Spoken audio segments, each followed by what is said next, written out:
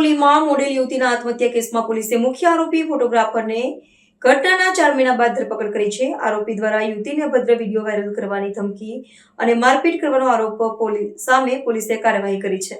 સુરતના સારોલી વિસ્તારમાં મોડેલ યુવતીના આત્મહત્યાના કેસમાં પોલીસે મુખ્ય આરોપી ફોટોગ્રાફર મહેન્દ્ર રાજપૂતને ઘટનાના 4 મહિના બાદ ધરપકડ કર્યા છે.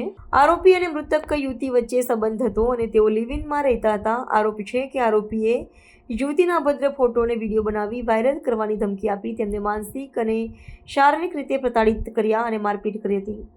આ કારણોસર યુવતીએ 2 મહિના રોજ ગળે ફાંસો ખાઈ આત્મહત્યા કરી હતી. યુવતીના પિતા લાખવિંદરસિંહ દ્વારા કરવામાં આવેલ ફરિયાદ પર પોલીસે કાર્યવાહી કરી છે. આરોપી સામે સારોલી અને રાજસ્થાનમાં 2 ગુનાની નોંધણી કરવામાં આવી છે.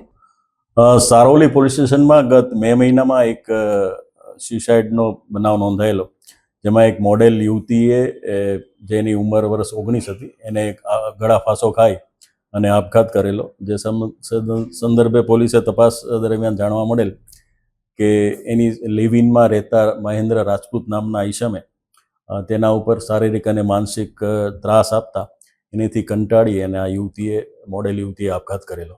તે સંદર્ભે એના પિતાશ્રીએ ફરિયાદ આપતા પોલીસે ફરિયાદ નોંધી અને આગળની તપાસ કરેલી અને આ જે આરોપી છે એની શોધખોળ કરેલી. દરમિયાન એ અત્રે સુધી નાસ્તો કરતો હતો અને પછી ટેકનિકલ સર્વેલન્સના આધારે બાતમી મળતા ડિંડોલી જે બસ સ્ટેશન છે ત્યાંથી એની ધરપકડ કરવામાં આવેલી છે અને હાલ પોલીસ એના રિમાન્ડ મેળવવાની કાર્યવાહી કોર્ટમાં કરી રહી છે. હા, આરોપી છે એ ફોટોગ્રાફર નું કામ કરતો હતો અને યુવતી છે એ મોડેલ તરીકે જે સાડીની એડવર્ટાઇઝમાં જે પોસ્ટર હોય એમાં મોડેલ તરીકેનું કામ કરતી હતી. બંને એકાદ વર્ષથી એકાબીજાને ઓળખતા હતા અને આ રીતે સંપર્કમાં આવવાથી બંને લિવ-ઇનમાં રહેતા હતા ડિંડોલી વિસ્તારમાં. એ દરમિયાનમાં આ બનાવ બનવા પામેલ છે.